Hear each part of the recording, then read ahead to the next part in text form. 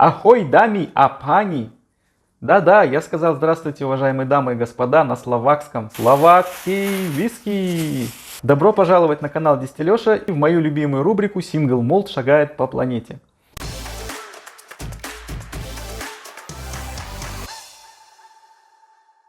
А вот я был и прав, когда я говорил о том, что разные и необычные виски, скорее всего, в ближайшее время хлынет на наши прилавки. И говорил я об этом в выпуске про Aberfoyle, виски из Уэльса. И вот сейчас вот вы уже не отопретесь. Этот виски был розлит, дата розлива на контр-этикетке 06.07.2022 года. Помог мне увидеть эту бутылку Алкофил. Вот здесь вот его канал. Тоже блогер. Конечно же, мы, блогеры, узнаем всегда все первыми. Так, у нас на столе первый словакский виски Nestville. Nestville Single Malt виски. Так и называется. Красивая зеленая этикетка. Я проверил в магазине АСТ. На сайте АСТ импортера я нашел эту бутылку по совету Фила. И тут же поехал в магазин и приобрел ее за 3982 рубля, если быть точным. И обнаружил я ее не одну, там еще были разные бленды от Nestville. И также был один французский виски, о котором тоже в конце. И тоже Single Malt, и тоже от винокурни, которая никогда не бывала в России. Итак, садимся на самолет и отправляемся в Словакию, страну, которую мало кто знает. Прилетаем мы в столицу Братислава, которая находится на границе с Австрией. Братислава в самом краю страны находится у нас, на самом ее западе. Почему? Не знаю, неудобно ведь. Словакия была раньше частью венгерского государства. В Братиславу прилетели мы, сели на машину и поехали на восток, потому что с Братиславы только на восток можно поехать. Поехали на восток и едем, проезжаем самую центральную часть Словакии и попадаем в регион, который называется Спыш, его северную часть. И направляясь далее восточнее по дороге, мы доезжаем до небольшого городка Гнездне, не доезжая до Старой Любавни. Где-то в конце Гнездне мы обнаруживаем перекресток, налево уходит дорога в Татры, а направо мы видим красивую пагоду, элеватор, какой-то парк, Nestville парк, надпись. Ну, конечно же, куда же мы повернем?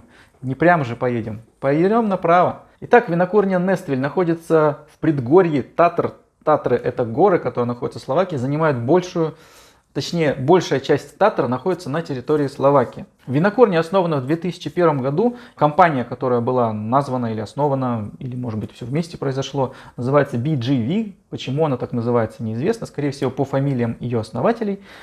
Большое спасибо Сергею Губскому, единственному и, вообще говоря, хорошо русскоязычному человеку, который работает на винокурне. В качестве маркетолога я написал, как обычно, на винокурню. Написал письмо, написал на сайте, у них там есть форму, отправил письмо. Сергей мне ответил и даже позвонил. Вначале он отзвонил, сказал, что руководство очень взволновано моим обращением, видимо, никто еще не обращался. И попросил рассказать, каковы причины моего звонка. Я подумал, что вначале просто люди, наверное, испугались, кто-то хочет выведать их секреты, и вот решили узнать, что же происходит. Затем была мысль у них, что я хочу сделать какой-то платный выпуск, красиво рассказать. Нет. Но, тем не менее, Сергей рассказал то, что знал, но он не специалист по производству, и перенаправил меня к технологу. Ее зовут Люция Якубикова, и она-то уже... Не сразу, причем тоже вопросы я ей отправил, но она в итоге все-таки дала какие-то ответы не дала. Но основная мысль, которую я смог для себя выделить, что производство ректификата больше засекречено, чем производство дистиллята. Потому что винокурни классические, производящие виски на кубах, то Шотландия там, или какие-то другие страны, очень подробно рассказывают о своем производстве. Как только речь заходит о ректификации, как помните, была история в Шнапсе, сразу же Шнеегер тоже вообще ничего, даже кусочка колонны не прислали фотографию, не дали. И вообще не сказали, как там делается их шнапс. Также и здесь очень внимательно, настороженно относятся производители ко всякого рода интересующимся. И, в общем-то, какую-то информацию дали. Главное, дали. И спасибо большое лицею, большое спасибо, Сергей, что откликнулись и подробно, по крайней мере, пообщались со мной. Большое спасибо, очень приятно. Логотип компании иногда содержит число 1286, как вот в некоторых ромах бывает, пишут какие-то странные даты, также и здесь. 1286 это дата основания старейшего поселения, которое находится неподалеку и в котором было найдено первое оборудование по производству виски. А это поселение называется Старая Любавня, а оборудование, которое было найдено, датируется 18 веком, и считается, что это старейшая винокурня в этой Старой Любавне, старейшая винокурня, которая была открыта в Словакии вообще. И там вот у них на производстве, точнее в туристической зоне есть такой куб стоит, не знаю, он вроде как, наверное, показывает, вот вы сейчас его видите, как происходило, на чем дистиллировалась раньше ячменная брага. Также вот у нас здесь на тубе, везде в парке, в Нествиль-парке, везде мы увидим пару аистов. Пара аистов это никакой не символ Словакии, это просто такой вот новодельный символ самой винокурни, символизирующий какие-то семейные традиции, вообще традиции, которые веками воспроизводятся и передаются поколениям. Рецепты, как сказала Люция, какие-то рецепты производства дистиллятов пришли к ним именно с поколениями, и эти аисты как раз таки об этом говорят. Почему Нествиль? Нествиль связан со словом гнездно, это тоже новое слово, которое придумали производители для того, чтобы назвать свой виски. Поселение, которое называется гнездне, названо, как вы можете догадаться, по слову гнездо. Не знаю почему, неважно. И, естественно, винокуры решили также называть свой виски, но не гнездне дистиллери, а решили назвать Нествиль. Нест это гнездо у нас по-английски, ви деревня. Ну вот гнездный получается. Здесь у нас какие-то веточки тоже кругом, это, видимо, какие-то элементы гнезда. Здесь же изображены татры, тот самый вид, который мы видим с винокурни. Очень красивая такая бирюзовая туба, бирюзовая наклейка, контр-этикетка от АСТ, 43 градуса по крепости, 0,7 объем.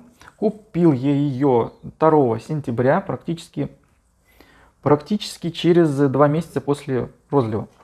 На логотипе изображена какая-то корона, что это такое, не знаю.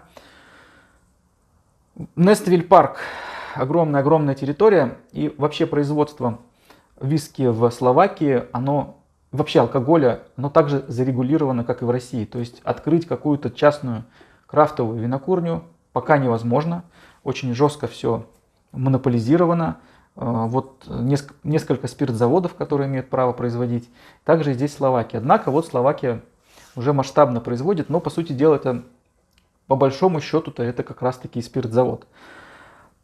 Своя солодильня, которой гордятся винокуры, напольное соложение, но туристам показывают какую-то небольшую площадь, на которой, естественно, вот все, что там вот в этих огромных элеваторах, не отсолодить никак. Есть у них там еще фотография такого большого лотка, что ли, так скажем, в котором также этот солод лежит. Но все это выглядит, как вам сказать, довольно пока не масштабно. То есть не верится, что вообще какие-то потребности может покрывать эта солодильня, которую показывает туристам. Может быть, есть какая-то еще другая солодильня, которую не показывает туристам.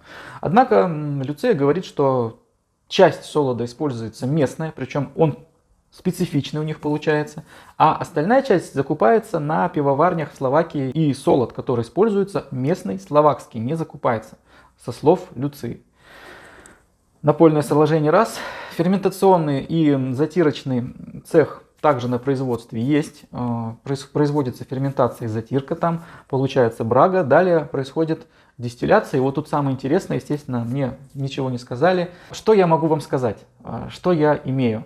Вообще весь выпуск пишет и будет содержать слова типа «возможно», «скорее всего», «я полагаю», «я подозреваю», «наверное». Поэтому, вот как-то так, не обессудьте.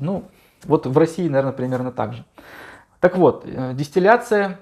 Сейчас я вам произнесу, вы вопросов только не задавайте, я не знаю. Вот звучит это примерно так, как я вот собирательно сейчас вам скажу. 7-колонная дистилляция циклонного типа. И причем там разные ноу-хау есть, всякие патенты, то есть очень какое-то такое вот современное и что-то вот прям крутое. Там какая-то даже молекулярная ректификация у них есть, если говорить о водках. Так что вот так вот. Вот посмотрите схему перегонки, я вам покажу, на сайте показано. Здесь у нас показано, что весь производственный процесс проходит в итоге вот эту вот колонную дистилляцию. Ну, в случае водки ректификацию. Почему дистилляцию? Потому что у них в Словакии, так же как и сегодня вот у нас в гости хотят сделать, 94,8 базовый стандарт Ирландии и Шотландии, верхняя граница крепости спирта до того момента, то есть до этого момента этот спирт можно называть дистиллятом. 94,8 и больше уже нельзя. Соответственно, здесь у нас производится дистилляция от 78 до 88 градусов, как сказала Люция. Это очень много, что это я не наливаю. Это очень много, это довольно, по идее, обрезанный такой дистиллят. Если вообще, забегая вперед, это так. Вот я разливаю, и я уже чувствую, как запах спирта, обычного этилового спирта, распространяется по помещению. Не знаю, мне кажется, здесь может быть и даже 90 есть. Может быть и нет. Ну, гадать не будем. Я вот тут не могу, наверное, отличить, где небольшой специалист. Хотя интересно было провести эксперимент, да. Вот, например, взять вот эту вот колонную дистилляцию и продегустировать там при 60, при 70, при 80, при 90. Что там вообще получается? Я не знаю. Если вы знаете, напишите в комментариях. Очень интересно. Выдержка. После того, как мы получили вот такой вот очень очищенный дистиллят, 78-88, диапазон очень большой дан. Может быть, это, кстати говоря, смесь, наверное, если такой есть, если такой диапазон дает Люция. Дрожжи, кстати, не сказала какие. Дальше все это дело идет на выдержку. Выдержка происходит стеллажная. Основная часть бочек — это классические бочки из-под бурбона американские и девственные бочки, также американские из белого дуба. Также есть бочки из европейского дуба. Наш Нествиль, и, кстати говоря, вот этот вот наш бирюзовенький, это первый single malt. Ну, вот насколько вот здесь можно сказать, что это single malt, ну, в рамках регламента Словакии. Наш первый single malt, который был произведен в Словакии. Вот такая вот замечательная бутылка у нас, чудесная, стараниями, кстати говоря, ну, не совсем, но наших дипломатов попала эта бутылка, я подозреваю. Virgin Oak здесь с одной стороны написано, с другой Ex-Bourbon. Ex-Bourbon, а Virgin, ну, вот как говорит Люция, что Virgin это американский дуб. Забегая вперед, мне кажется, что нет. Склад номер 13 здесь написано. Да, много складов на территории, стеллажное хранение. Я насчитал 5 рядов. Видел я там на фотографиях, покажу, вот вам есть тут и какие-то вот хересные бочки. Такое ощущение, что они перерезаны. Ну, уменьшенные в объеме, в размере. Здесь есть подпись кого-то, кто апробировал этот виски. Сладкий дуб и элегантный фрукт написано. Так, что здесь у нас? Есть tasting notes, аромат ваниль, сладкие доминирующие тонкие специи вместе с ванилью, свежие фрукты, зеленое яблоко. В общем, пишут то, что вот обычно должно содержаться в виске. Ну, этого я не чувствую. Значит, что еще здесь у нас написано? Срок выдержки дистиллятов не менее 3 лет. Люция и на сайте Whisky Base написано, что этот виски 5+, то есть 5-летний виски. А Люция дополнительно сообщила, спасибо еще раз, что 3 года выдерживался этот виски в девственных бочках и 2 года финишировался, можно сказать, в бочках из-под бурбона. В девственных бочках американских, говорит Люция, не знаю, не согласен, не верю. Вот, импортер АСТ, пожалуй, все, что здесь можно сказать. Очень тонкий финиш. Дистрибьютор в Чехии Брно. Вообще Нествиль Парк это такой большой инвестиционный проект, потому что здесь на территории и шоколатерия, и таверна, и лошади там, то есть какой-то загон с лошадями, и вот эта туристическая зона. Самое большое резное деревянное панно в Европе с аистами. Проходит ежегодный фестиваль Nestwil Open, то есть тут настолько вот развлекушек полно, там какие-то есть, ну, детский парк небольшой такой уличный. То есть это такие большие явно государственные вложения. Ну, в общем, что-то подобное могло бы, наверное, быть и у нас. Как где-то я читал, что все эти телодвижения были созданы для, естественно, развития туризма в Словакии. Что еще я обнаружил на витрине магазина, где продавался Nestwil Single Malt?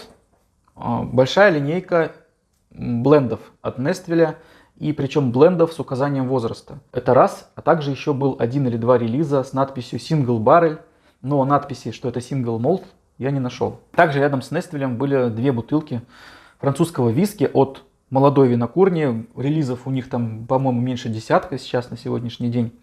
Называется она Бренна.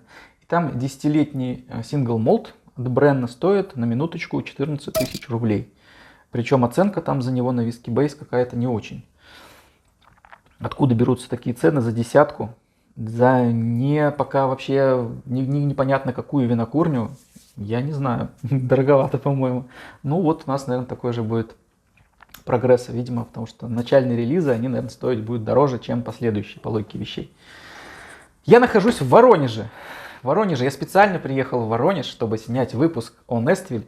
И я не буду говорить почему, а почему вы напишите в комментариях. Я снова нахожусь на мансарде, как с Гришей Шаламовым, но только в Воронеже. Что еще делает Нествиль? Естественно, основной профиль производства – это водка.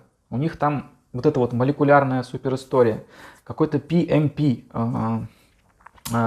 технология, Process of Magnetic Polarization, то есть какая-то вообще штука там капец, то есть полная, то есть там как-то спирт дистиллируется, супер-пупер, ну там альфа отдыхает. Делают также и фруктовые шнапсы, да, фруктовые дистилляты. Грушовица, сливовица, боровичка, как сказала вот Люция, боровичка это можжевеловый дистиллят. Делают настойки на разных травах, на ну там еще чем-то. Делают биттеры и делают сливочный, по-моему, ликер. Кстати, забыл сказать один момент, что заливка в бочке происходит при разведении. То есть спирт, который получается перед заливкой в бочке, дополнительно разбавляется. Опять же, там диапазон дала Люция 62-72. Дальше. Как я сказал, что производство дистиллятов в Словакии самое старейшее было найдено именно в Старой Любавне. Там у нас производилась так называемая горзалка. Это что-то вроде вот как раз таки зерновых дистиллятов. Регламент по заливке, по выдержке в бочках 3 года датирован 1915 годом, как написано на сайте. Вообще 915 год, мне кажется, это не про Словакию, хотя на сайте написано, что это их, наверное, регламент, не знаю. Но, по-моему, в Шотландии это вот как раз тогда-то и этот регламент и возник, что висковый дистиллят должен выдерживаться в бочке не менее 3 лет. Ну давайте попробуем наш виски. По крайней мере, этот продукт стал приходить в Россию стараниями наших дипломатов и стараниями производителей. Тем не менее, санкции могут быть наложены в любой момент, и поставки и этого виски могут прекратиться. Но мы опять увидим какой-нибудь еще виски. В конце концов, вот сегодня я еще новость не читал, я услышал, что вроде как параллельный импорт алкоголя разрешили. В каком варианте разрешили, не знаю. Наверное, уже вы к тому моменту, как будете смотреть этот ролик, узнаете об этом. Аромат. Ну что ж, аромат, наверное, здесь самый сильный. Первое, что чувствуешь, это обжигающий спирт. Есть немножечко где-то там солода на задних стенках сосуда. Спирт рафинированный, колючий. В целом аромат приятный, но вот этот спирт, он как будто бы вмешан в эту всю картину, которая соткана из тонких каких-то цитрусовых ароматов. Это апельсиновая цедра, апельсиновые корочки подсушенные, цукаты, сангрия, вино, апероль шприц, корица и много-много бадьяна. Здесь вот прям такой вот пучок бадьяна с палочками корицы.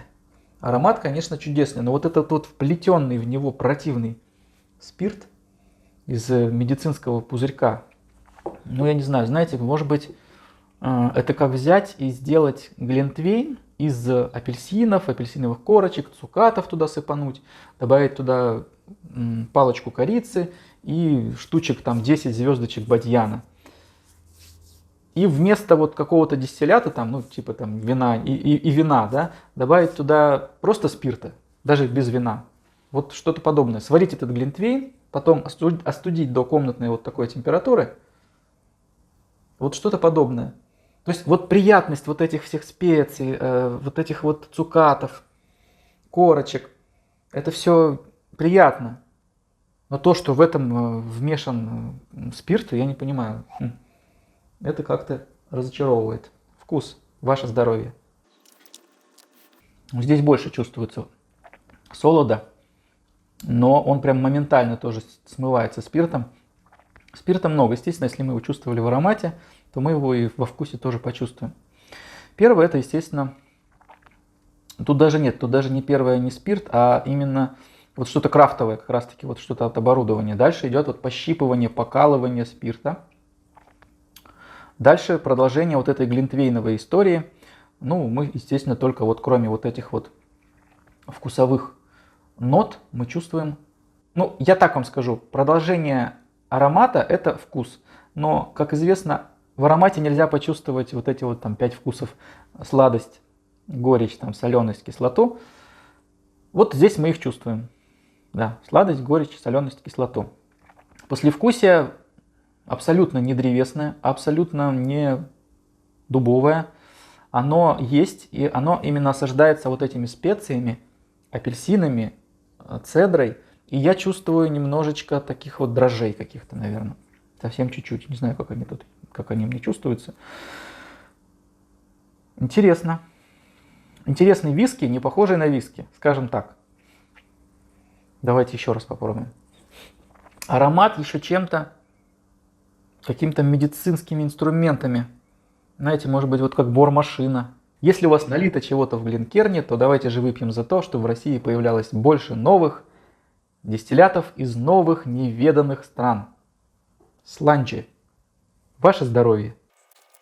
Вот все в нем неплохо, все неплохо. Только вот этот спирт будоражит мое сознание. Но если я ассоциирую виски с водкой, то я не хочу за него платить 3982 рубля. Это дороговато. Если это какая-то настойка, на водке, например, на спирте, ну то тоже дороговато, наверное. Пусть это будет даже супер-пупер крутой спирт, допустим, ну супер вообще, прям спирт, супер настойка, ну допустим, 1500, нормально? Ну вот это какой-то прям, не знаю, спирт круче, чем альфа, например. И вот он, ну по сути дела, вот наверное тут крепость заливки в бочке такая, крепость вот первого дистиллята такая, что он ближе все-таки к ректификату. И получается так, что по большому-то счету, несмотря на терминологию и вот эти вот разрешения, назвать, ну, честно назвать этот напиток виски, наверное, нельзя. Вот я так считаю. И получается, что вот этот регламент 94.8, он расширяет какой-то диапазон производства, но в Шотландии и Ирландии это в регламенте написано, что верхняя граница 94.8, но произведен должен быть продукт на медных перегонных кубах. Спирт, казалось бы, не выдается во вкусе, но вот послевкусие прям пышет горечью и вот этой спиртовой кислинкой, пощипывающей всю полость рта и язык. Сидеть и разбираться с этим виски долго не получится. То есть вот сел и все понял. Ну 5-10 минут все понял, а дальше что с ним делать, не знаю. Это не дегустация. Это не какое-то умиротворенное медитативное размышление с бокальчиком вечером. Нет, это вот, наверное, больше... Я даже не знаю, что с ним сделать. Наверное, выпить просто рюмку и все. Ну, в принципе, подтягивать можно. Просто подтягивать, наверное, с друзьями в большой компании. Вот так вот. То есть налили все себе по Глинкерну. 10 человек собрались, весело, попивают. Еще налили, попивают. Ну, наверное, как-то так, с фруктами. С какими-то закусками, легкими нарезками. Оценка 70 баллов. Итак, не пейте. А если пьете, то пейте только правильными глотками и только правильные дистилляты. Пока.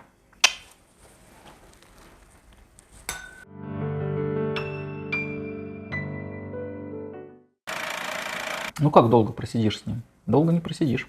Спыш, долго не просидишь. Спиртяга. Это, знаете, это как, наверное, как какой-нибудь ликер пьешь. Вот как раз вот апероль, может быть. Какой-нибудь апельсиновый ликер. Кто знает апельсиновый ликер? Блин, забыл. Как он там? Гренадин, может быть? Ну, короче, вот что-то такое. Коктейли, наверное, пойдет. Кстати, коктейли. Коктейли. Коктейли. Это как компонент коктейля. Это не виски, это как компонент коктейля такой прям. Можно еще сахарного сиропчика туда навести, сделать его густым, таким густым. И вот он будет вот ликером. Точно. Интересно. Что это у нас? Эгегей! Нет, она на бутылке. Еб***ь села, где же дата розлива? Сука, была же где-то здесь. А вот.